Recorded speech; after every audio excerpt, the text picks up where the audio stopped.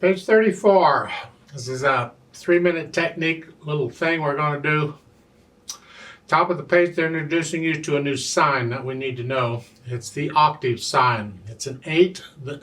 Here it's an 8. There's variations of this. This is an AVA, it's good enough. I'll talk more about it a little later on, but this is close enough. What simply means that if the sign appears above the staff, you go up an octave. Remember how we go up an octave in the duets when we have to do that? That's the same thing. And if the sign appears below the staff, you go down an octave. So you can go either direction. And you'll see it here in the first line there on this exercise. The first 2 measures, you're fine. And then you have the AVA and the dash line. Well, the dash line means continue the AVA until the line ends, which is at the end of the line. Oh. And you simply go up. Here, you're just moving. And then in the second line, you have what's called a 15 MA. That means you go up 2 octaves. Now, not from where you're at, from the note written in the music. 2 octaves from that note. So it's middle C. 2 octaves would be here. You're just going up another octave, and you go up there. That dotted line goes all the way across. The idea behind the 8 and the 15 is that's actually the interval. The 8, it's an interval of an 8th. So if you count it, it's an 8. 1, 2, 3, 4, 5, 6, 7, 8. It's 8. The 15, if you count, it's an interval of a 15th because 8 and 8 is 15. Don't you know? It's just the way it is.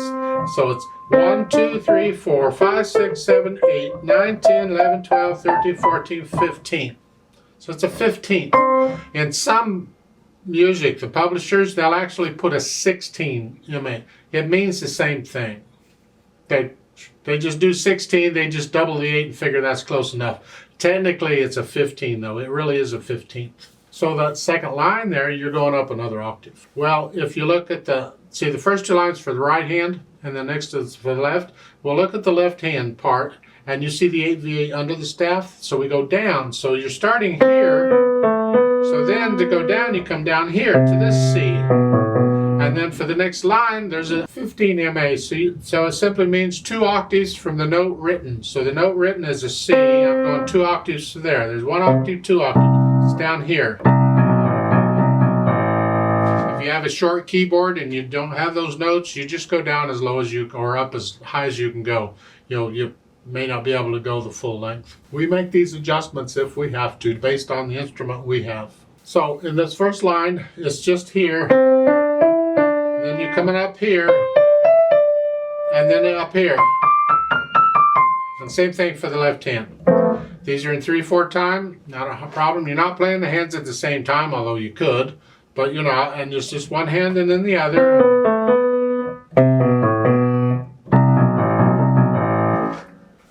They're saying use a rounded hand shape. I say use a natural hand shape.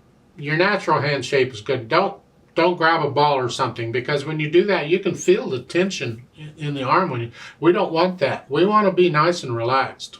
Now, in moving, because you got to go like from here to here. Just lift up and move.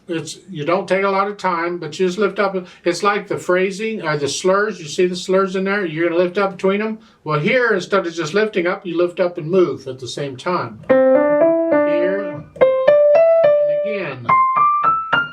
That's all that is.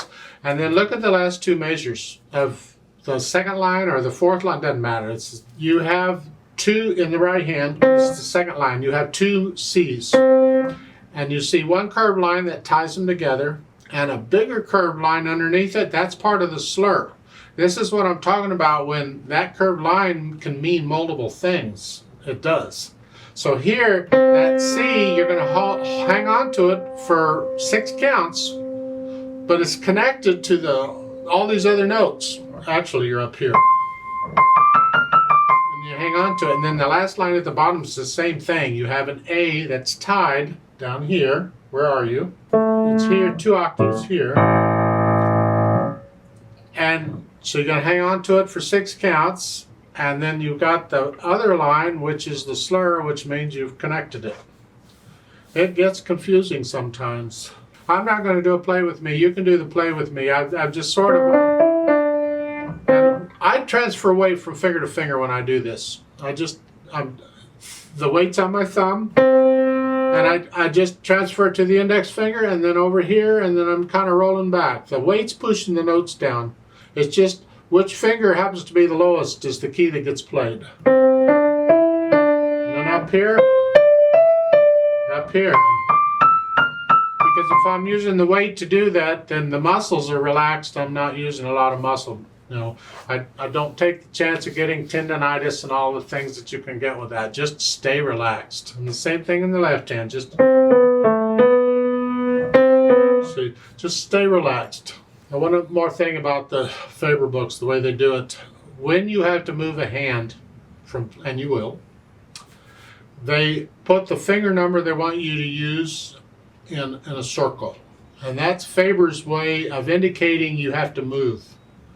So most music doesn't do this. You have to realize you have to move. Because if I start out here, and I know that coming up in that third measure, I need my thumb on this C, I know I have to move. I don't need a circle number to tell me that.